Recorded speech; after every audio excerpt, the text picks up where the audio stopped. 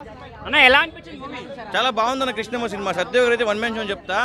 ఇంట్లో సింహాద్రి ఒక కట్అవుట్ ఉంటుంది, అక్కడ కట్అవుట్ పెట్టి సినిమా తీస్తారు.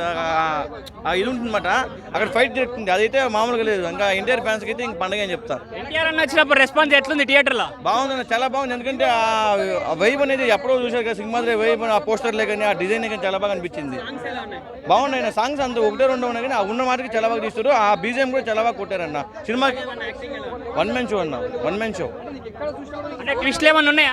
ట్విస్ట్లు ఏం లేదని చెప్పిన ఇంటర్వెల్కి వచ్చే కొద్దికి మీరు ఇంకా ఎక్స్పెక్ట్ చేయొచ్చు. ఇంటర్వెల్లో అయితే మీకు ఇంకా చాలా బాగా అనిపిస్తుంది సినిమా అయితే.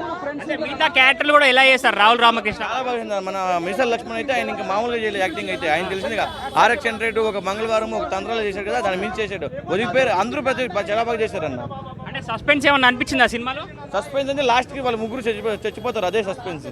అంటే నువ్వే చెప్పేసినావా? అంటే వాళ్ళు చచ్చిపోతారు, అది కొంచెం బాధాకరంగా ఎమోషన్ అనిపిస్తుంది లాస్ట్లో. అంటే కామెడీ ఏమైనా ఉందా మరి సినిమాలో? కామెడీ ఏం లేదన్న, కామెడీ ఏం లేదు. సినిమా ఓవరాల్గా ఒక పేదోడు రివెంజ్ చేసుకుంటే ఎలా ఉంటుందో ఆ స్టోరీ. ఒక బెజవాడ బేస్ట్ సినిమా. అంటే ఫ్యామిలీస్ కూడా చూడొచ్చా ఏమన్నా? కానీ ఫ్యామిలీ ఎంటర్టైన్మెంట్ సినిమా, ఫ్యామిలీతో చూడొచ్చు. లవ్ కూడా ఉంది దీంట్లో. ఫ్యామిలీతో ఒక ఎమోషన్ కనెక్ట్ అవుతుంది జనాలకి. అంటే నీకు హైలైట్స్ ఏమనిపించినాయి మరి మూవీలో? హైలైట్ అంటే ఒకటే సింహాద్రి సీన్ వస్తుంది కదా దాంట్లో, సినిమాలో అదే హైలైట్ అని చెప్తా. ఎన్టీఆర్ అన్న ఫ్యాన్స్ హ్యాపీయా మొత్తం? హ్యాపీ పండగ అని చెప్తా. వాళ్ళకైతే పండగే ఎన్టీఆర్ అండ్ ఫ్యాన్స్కి. Thank you.